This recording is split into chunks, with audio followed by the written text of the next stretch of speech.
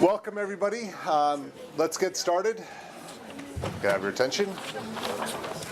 So today's speaker is Professor Aliya Saperstein, who's from Stanford University from their sociology department. She's also been a visiting scholar at Sciences Po in Paris and the Russell Sage Foundation. Her research focuses on how we conceptualize categories like race and sex and how those conceptualizations can impact social inequality. And her research has been published in numerous peer-reviewed articles, including the American Journal of Sociology and Demography, and for general audiences in such places as the proceedings for the National Academy of Sciences and PLOS 1. In turn, this work has gained attention from places like NPR and the Colbert Report, and in 2016 she received the Early Achievement Award from the Population Association of America. And I'm personally a big fan, so I'm thrilled to welcome Professor Saperstein to SSU to speak to us on this question: can racial inequality be fixed by seeing race as fluid? Please join me in welcoming Professor Aliya Saperstein.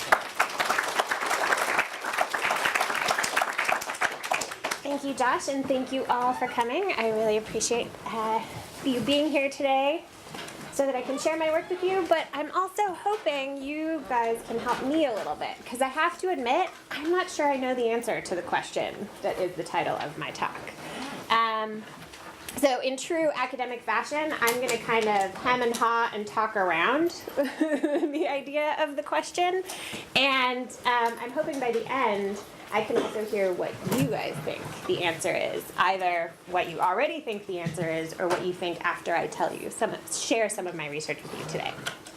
So the question in the title of my talk was inspired by some work, by a body of work done by my colleagues in psychology. I'm in sociology.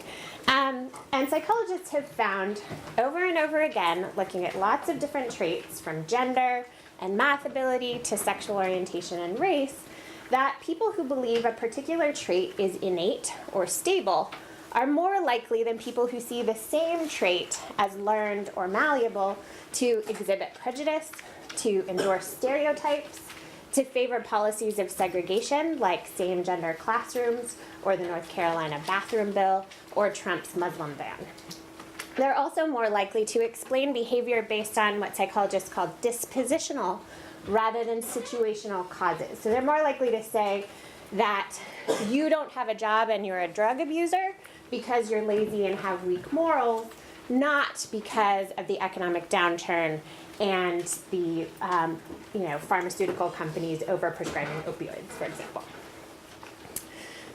So what this research suggests is that, what it implies is that if we embraced, in the case of race, if we embraced racial fluidity, so the idea, roughly speaking, that race is socially constructed, that this could be the key to ending racial inequality.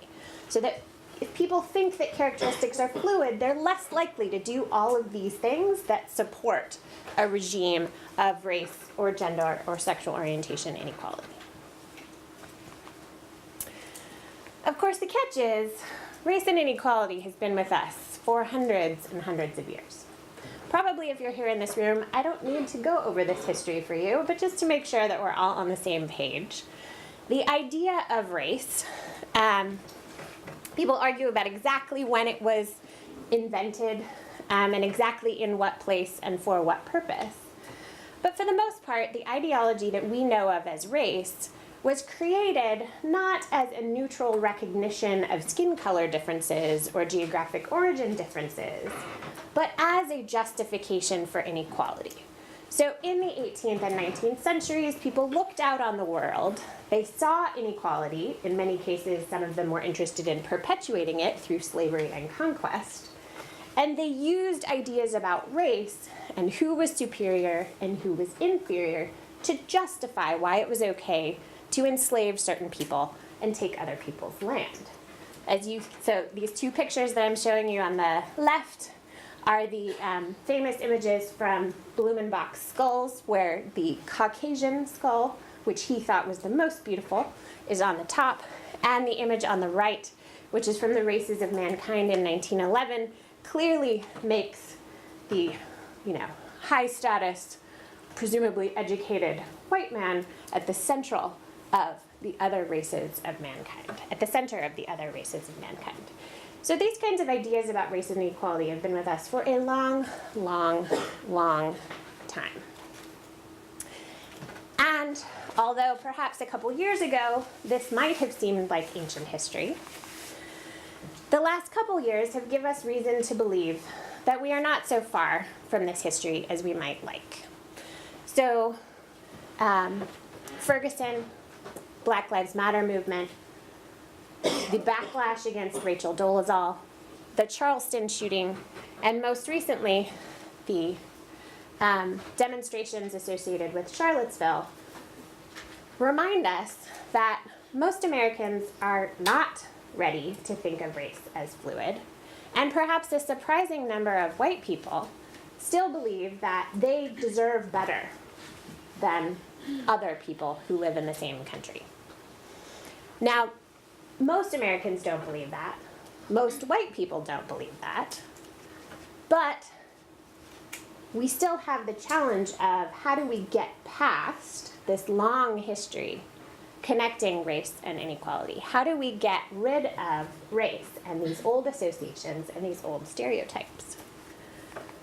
They're much harder to get rid of, even in those of us who want to be allies and those of us who feel that we are egalitarian. These kinds of connections, cognitive connections, between race and inequality run deep. And I'm going to give you an example of that. This is, you may be familiar with the idea of the welfare queen. Now, this idea comes to us courtesy of Ronald Reagan. In 1976, he introduced the nation to a woman he called the welfare queen in a series of campaign speeches during his first run for president. He was trying to draw attention to himself. He was the governor of California. He was trying to build a national reputation. So he complained a lot about wasteful government spending. And this woman was a great example for him, a political stalking horse, if you will. Now, Reagan in his speeches never mentioned her race. He just mentioned her string of fake IDs, the thousands of dollars she allegedly stole, her many children, her Cadillac, and the fact that she lived on the south side of Chicago. Americans' imaginations filled in the rest. So our stereotype between blackness and welfare is so strong that most people think of the welfare queen as black. It is not clear, however, that the welfare queen is black. Now we can talk about, well, what are the criteria that we would use to decide if she's black? What does her birth certificate say? What does her death certificate say? How was she recorded on the census? How does she identify? How do other people see her? There are lots of things that we could use to decide what her race is. What I'm interested in is how she was seen by others and how we came to see the welfare queen as black as just being obvious, something we didn't even have to give a second thought to.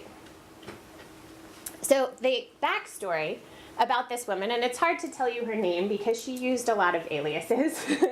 The welfare queen is she was known as Linda Taylor at the time that she was the welfare queen. It's believed that she was born Martha Miller in a family of people who are identified in the census as white.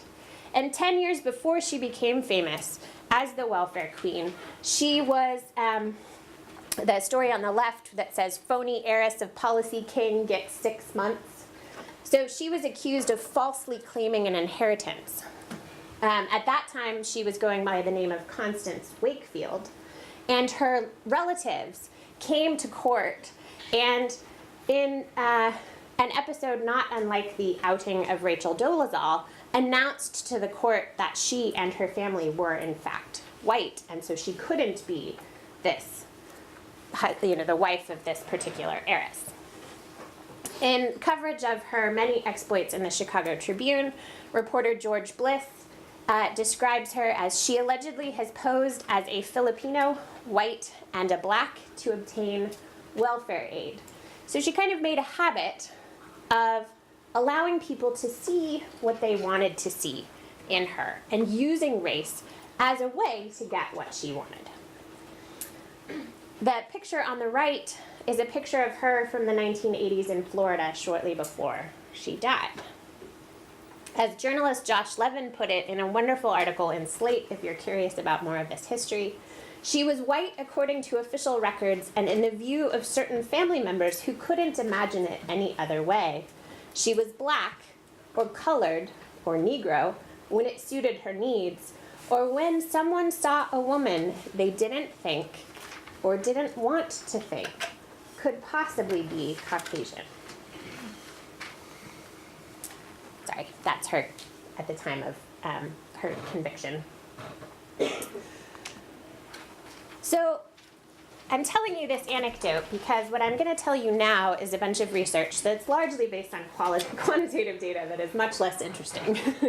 But I think the quantitative data that is at the basis of my research supports the idea that the story of the welfare queen and how we come to see people as particular races is more general. So my research is based on surveys that include multiple measures of race, both how people self-identify and how other people see them. And it's often these measures are recorded multiple times over a period of years, so we can see people's race changing in the survey data. The two surveys that I use are the National Longitudinal Survey of Youth, which started interviewing people in 1979.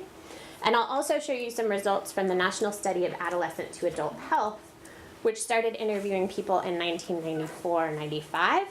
And if it helps you to kind of pin how old these people are in your mind, the people in the National Study of Adolescent to Adult Health are my cohort.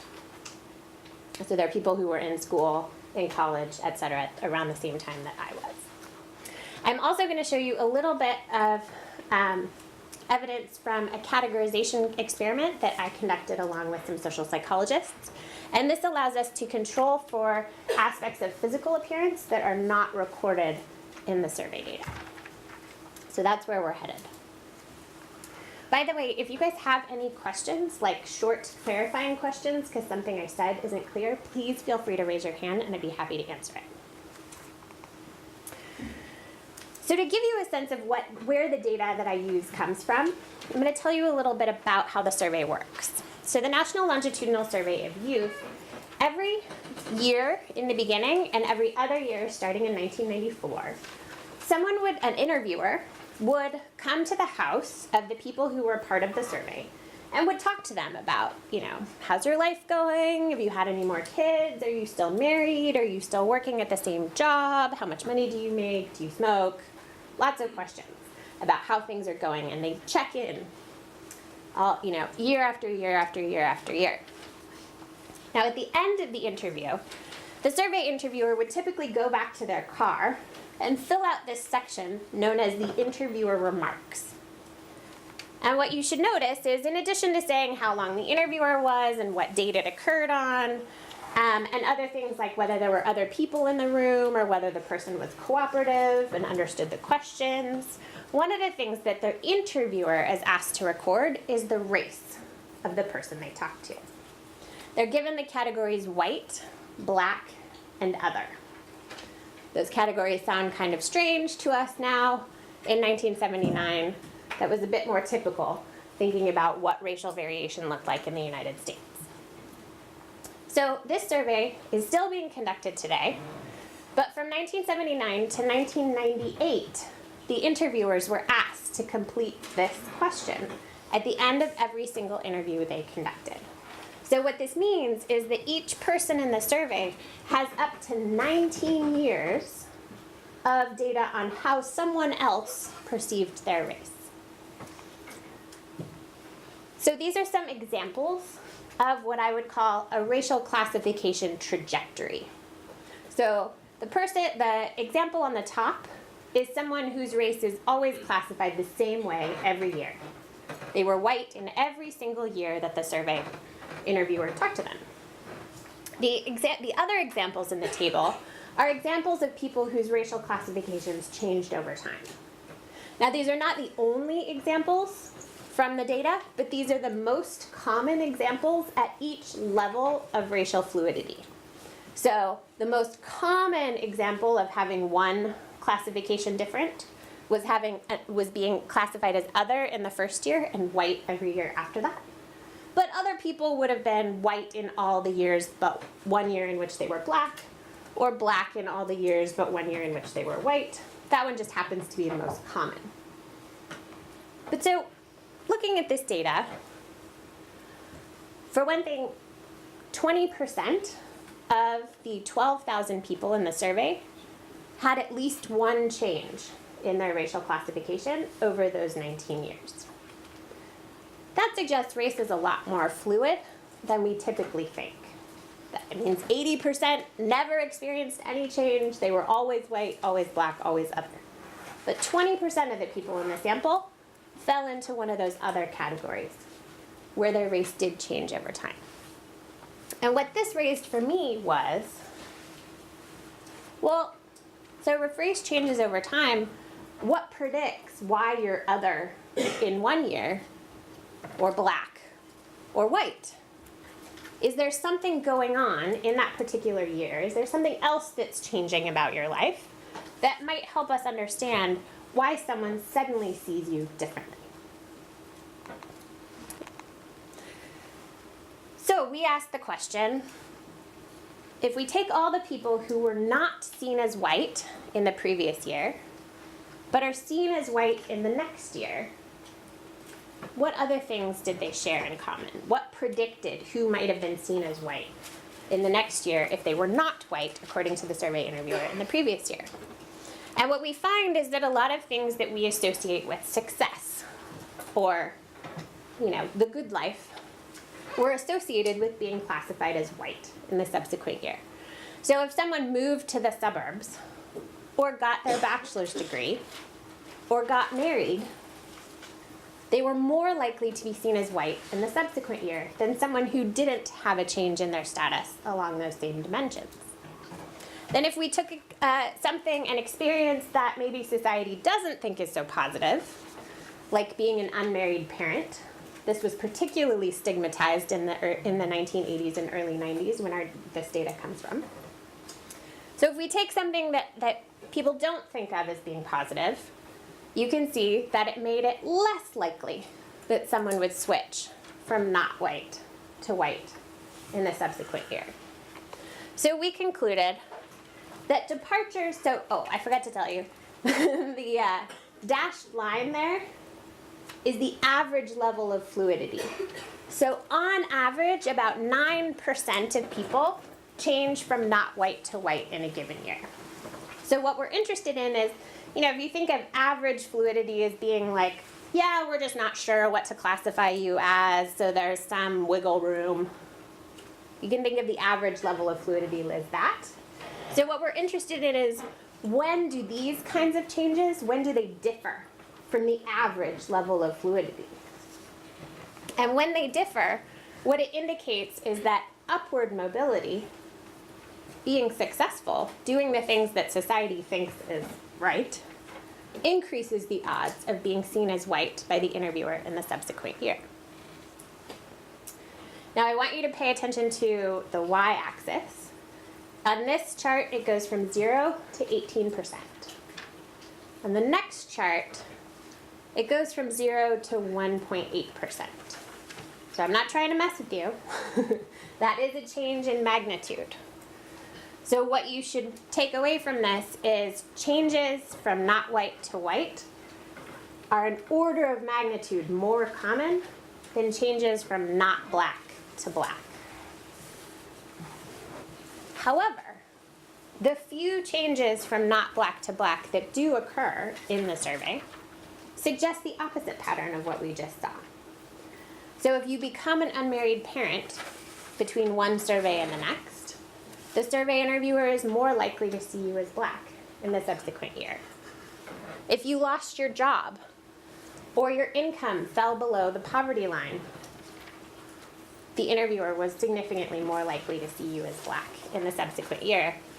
But if you got your college degree, they were less likely to see you as black in the subsequent year. So again, the dashed line indicates average levels of fluidity.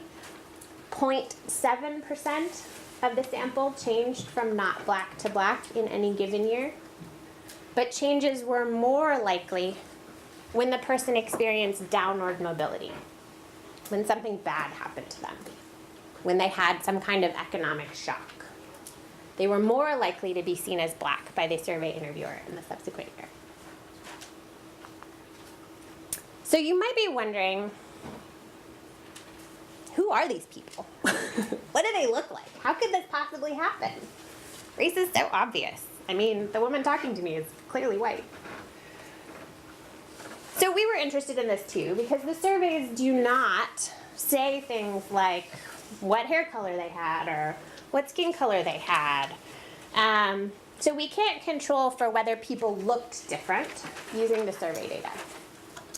But we could run a categorization experiment where we controlled for physical appearance, but also tried to vary the status information that somebody had about the person that they were categorizing.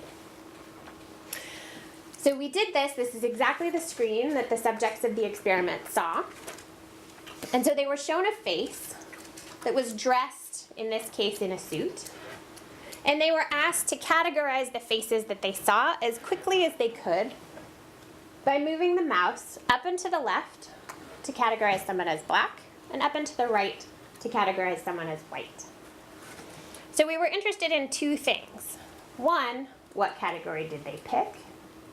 And two, we could track the mouse trajectory as they made their decision, so that even if they picked the wrong category for the status information, we could see if they weighed both the physical appearance of the person and the status cue implied by their clothing. So we used both male and female faces. These are examples of the male faces. So you can see that at each level, it was actually a 13-point spectrum of phenotype, from the most stereotypically white on the left to the most stereotypically black on the right. So we varied appearance gradationally across this spectrum, and then showed them some faces that were in the suit and some faces that were in, it's supposed to be janitorial coveralls. I'm not sure that totally comes clear, but you can see the person's wearing a t-shirt and kind of overalls. So we were trying to signal high status and low status. So what we found, these are the exact same faces.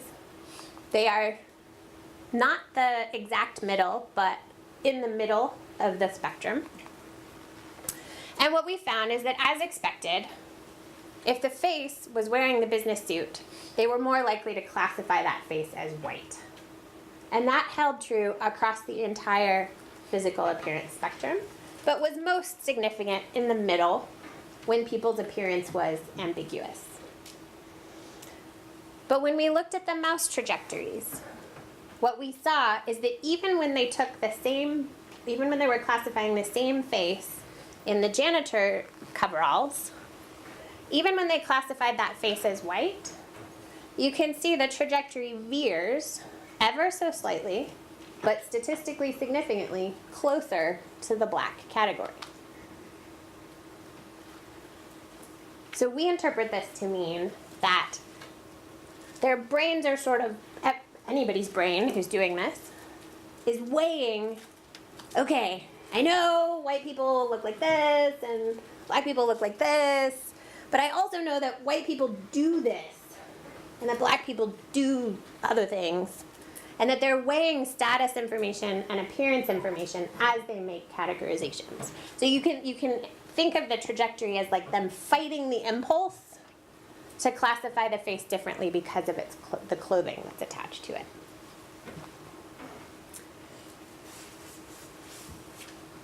Now you might be thinking, why has she been talking about black and white, black and white, black and white? We're so past that. Unfortunately, a lot of the data that we can use to answer these questions are limited in the number of categories that we have. But the other survey that I told you about, that looks at people in my cohort, did use more detailed categories. So they used white and black, but also Asian and Pacific Islander, and American Indian and Alaska Native. Now the drawback of this survey is, instead of 19 years of data on classification, where the categories are exactly the same, we only have 2. So we're a little bit less sure in these results, but as you'll see, they line up pretty strongly with the previous ones from the other survey.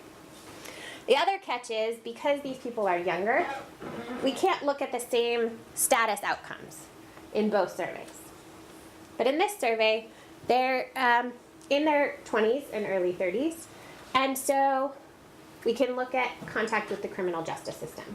This is a status outcome that, unfortunately, is most common in people in this age group.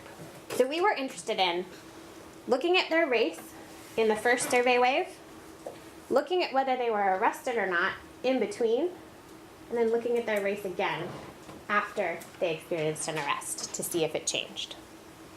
So what this chart shows is that people were less likely, below the one line, they're less likely to be classified as Asian or white after they've experienced an arrest, and they're more likely to be classified as American Indian or black after they've experienced an arrest. This survey is set up exactly the same way as the one I told you about before, where the survey interviewer marks their race at the end of the interview after they've heard about all this other stuff, like whether or not they've been arrested.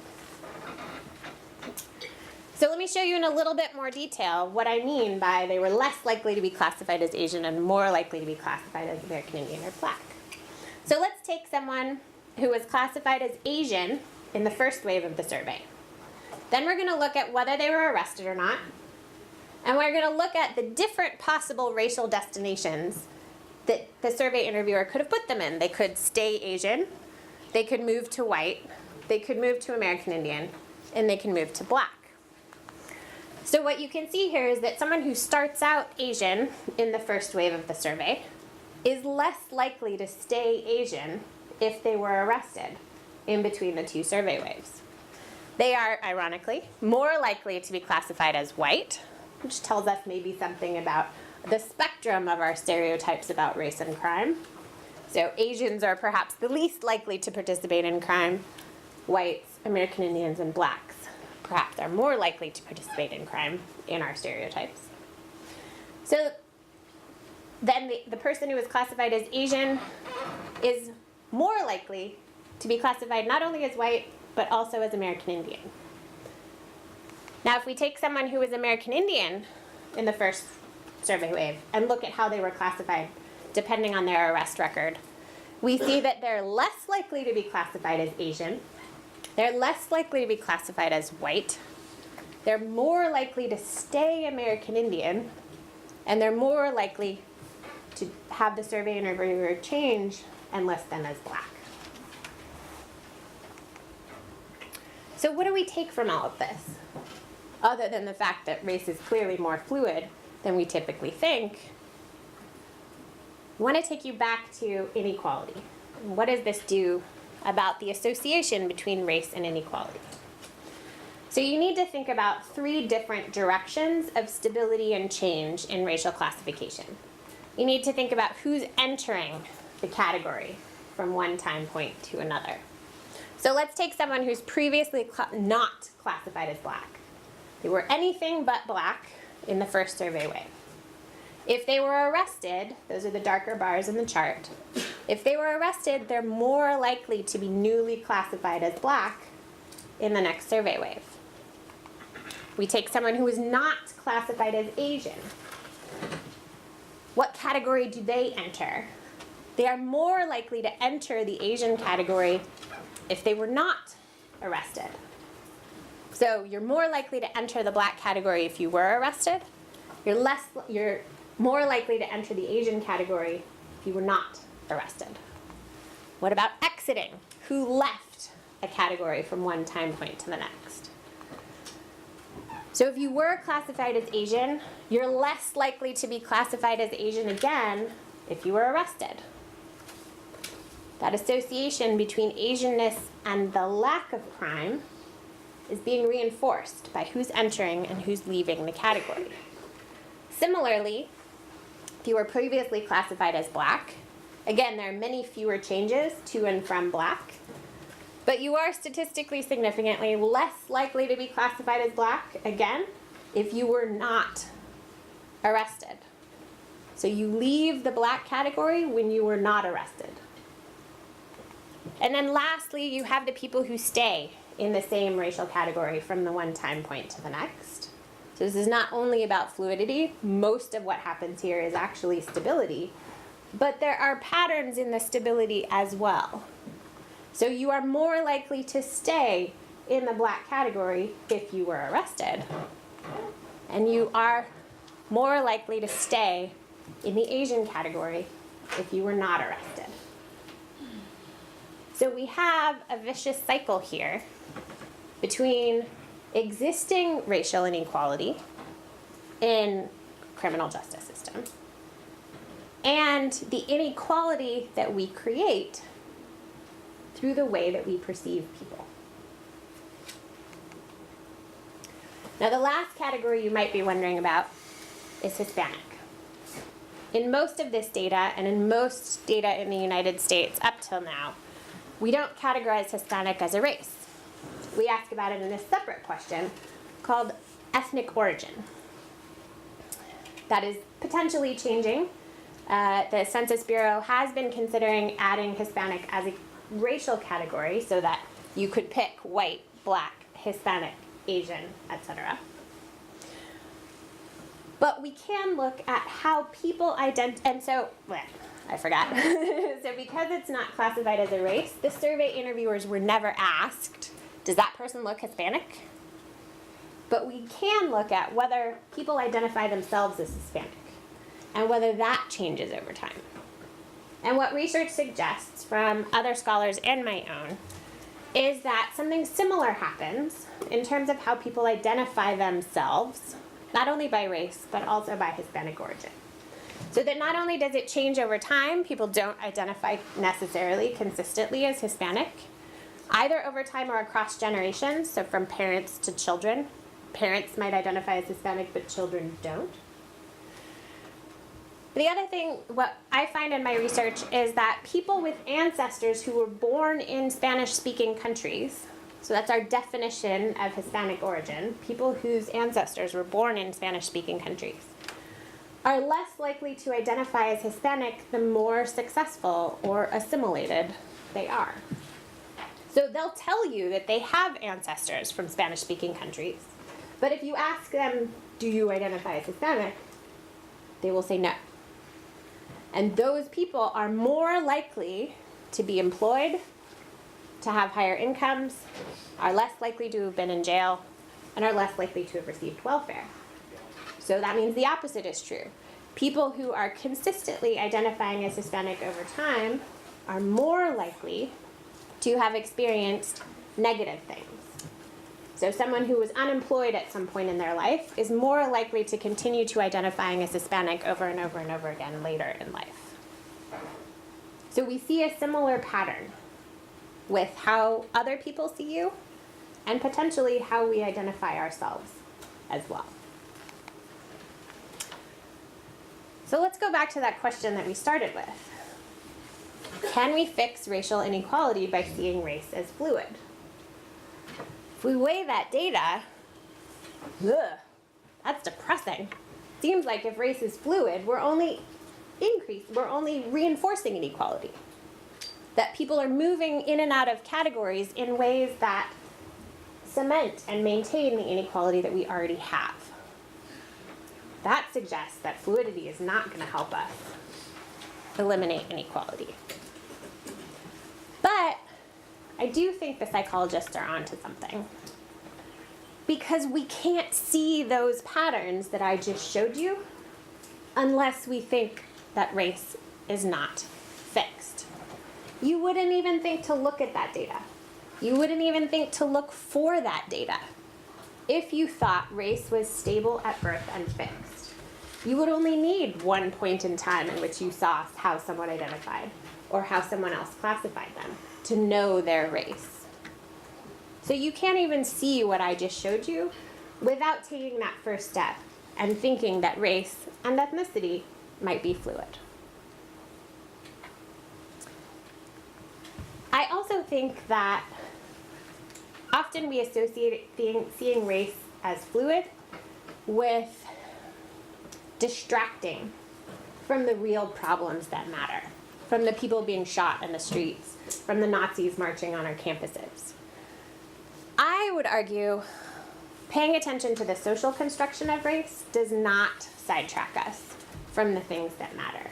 And here's why. Because when we think of race as fixed and stable, we're more likely to look for explanations for inequality in the essence of individuals. So you're just a bad, weak, immoral, lazy person. And that's why you're in the position that you are.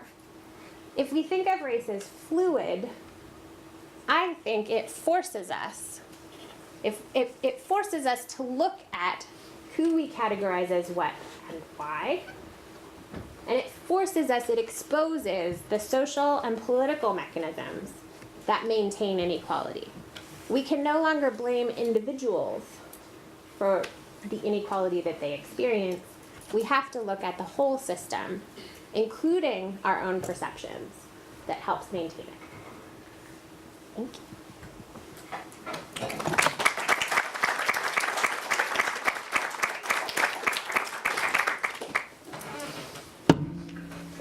So what do you think? Did you buy it? How are we going to do this? How are we going to fix it?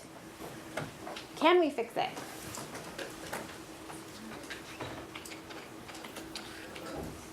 Any question is fair game, including, are you serious? Is that really what you found? Yes. Is there any evidence that suggests that gender affects how people self-identify? It's a good question. Can you tell me a little bit more what you're thinking? Just like if someone was, I guess, ambiguous, that they might choose to self-identify. Like if you're a woman, you might choose to self-identify in a way that you thought might benefit you or something. I don't know. I'm not sure if that's a weird question to ask. But. So it's not a weird question at all to ask if the patterns are different by gender. Not a weird question at all, and the answer is complicated, but it always is. So what I can tell you is, first I'll tell you about how other people see you, because most of my data is related to that. So in terms of how other people see you, the amount of fluidity, that 20%, is the same for men and women. So the amount of fluidity is exactly the same. But what we find is that the experiences or characteristics that seem to be linked to when you change do appear to be different. And they are different in the way of our stereotypes. So the welfare queen is a woman. And we associate women and welfare, and black women and welfare in particular. So having received welfare benefits is more likely to affect the classification of a woman in that stereotypical direction. Whereas going to jail is more likely to affect the classification of a man. So the overall level of fluidity is the same, but the things that people use as cues, if you will, do appear to differ. Now, in terms of self-identification, we don't have as good data on this, in part because we don't think race changes, so we don't tend to ask people how they identify over time. Or we only ask them when we change the question, when we're going to give them more categories. And so then it's really hard to tell, well, did you change because we gave you different categories or because something really changed? But there is some evidence, for example, that women are more likely to identify as multiracial than men are. And there's lots of arguments over why that might be. Women are more likely to keep in touch with their relatives and know their ancestry and be into genealogy. So maybe they just know more and are more willing to report it. But mostly, we need to do more research because we haven't been thinking about race this way, so we haven't even been asking those questions. Yes?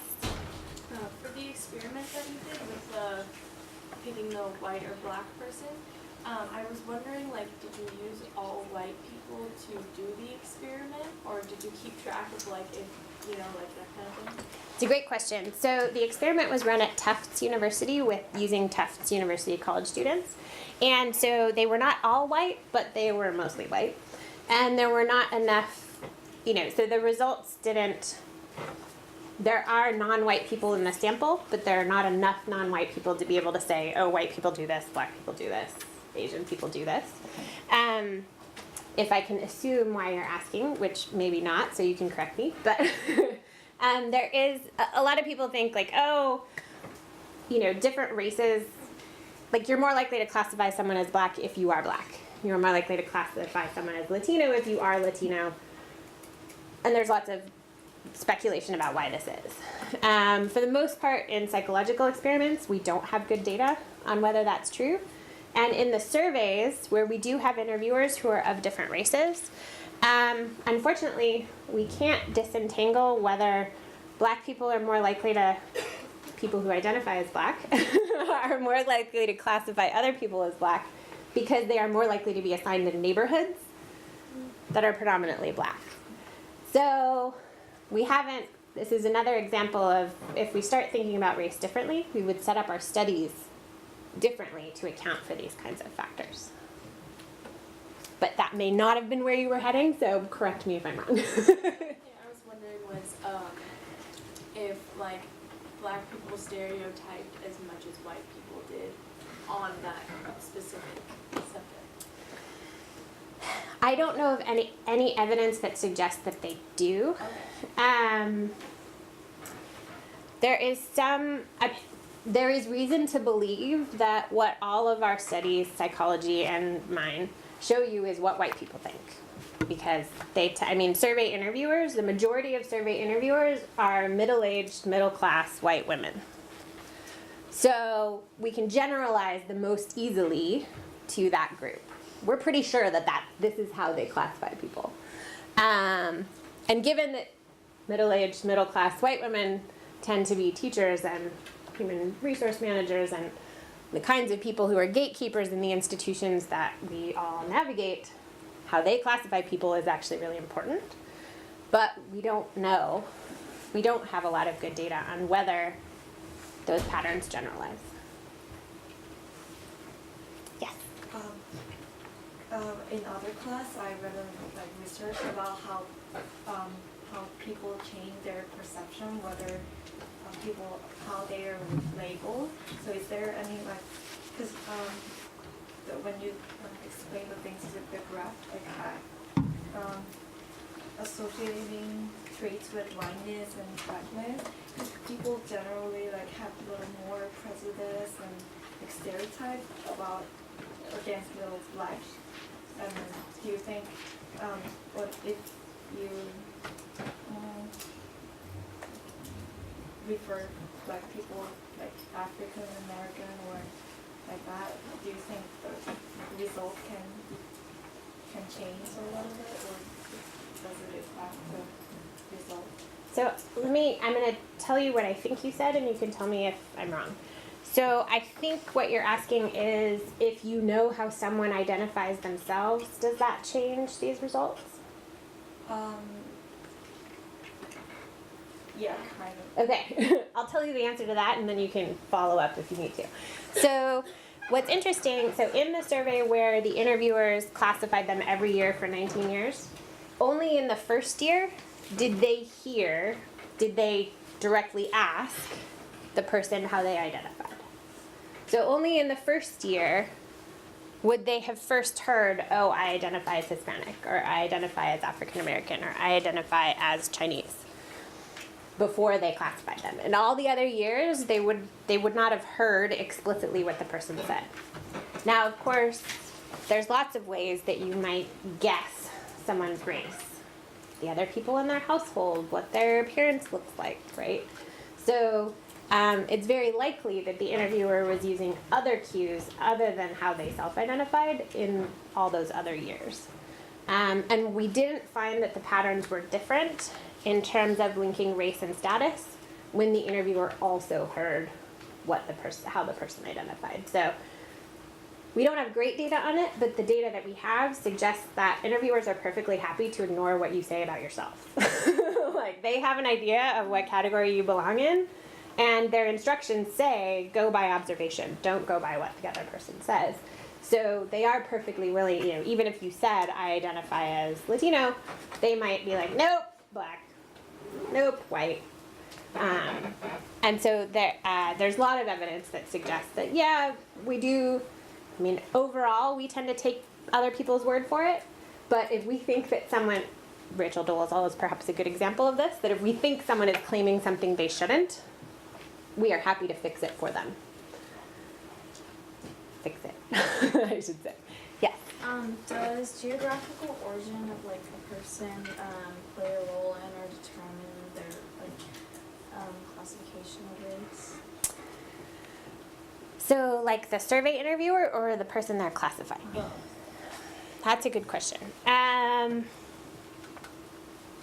So, like, do you mean if I'm in the South, do I classify people differently? So, we're in California. Do we classify people differently than someone in Arkansas? Mm-hmm. I'm going to say this a lot, and it's going to sound boring, but we don't have good data on that. So we can do a little bit with the survey that I have, but it's 12,000 people, and once you start then trying to break it down by geography, you get fewer and fewer people with fewer and fewer changes. So you don't have a lot of statistical leverage on it. But one of the things that we did notice is that in the South, in the NLSY, interviewers were more likely to just use white and black. They were much less likely to classify people as other, just in general. So there do seem to be regional differences in that sense, like what categories are salient to people. I think that's definitely true. More nuance than that, we need better studies, and you guys can do them. That's why you're here. Well, it's one of the reasons you're here. I think that's actually the last question we have time for, and a great note to finish on. So thank you very much. Thank you all for coming.